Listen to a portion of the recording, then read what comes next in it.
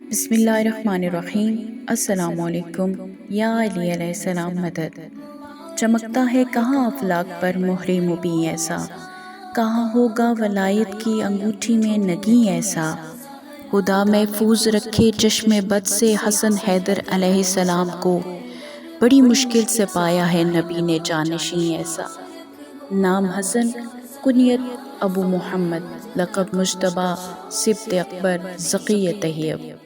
جشن ظہور پرنور امام حسن مجتبیٰ علیہ السلام تمام مومنین مومنات کو بہت بہت مبارک ہو۔ مسلمانوں کی مکہ سے مدینہ ہجرت کو تیسرا سال تھا کہ اللہ کی مہمانی کا مہینہ اپنی رحمتوں کی بارش برساتے ہوئے گزرتا جا رہا تھا۔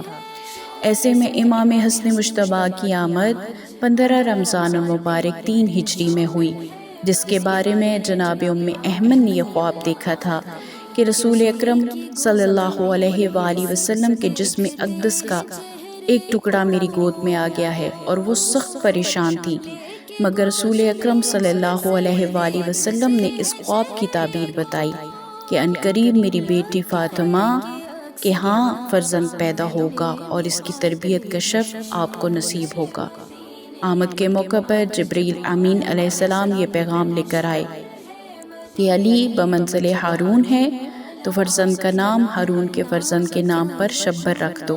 عربی زبان کے اعتبار سے حسن یہ نام خزانہ قدرت سے عطا کیا گیا تھا، اس سے پہلے یہ کسی کا نام نہ تھا۔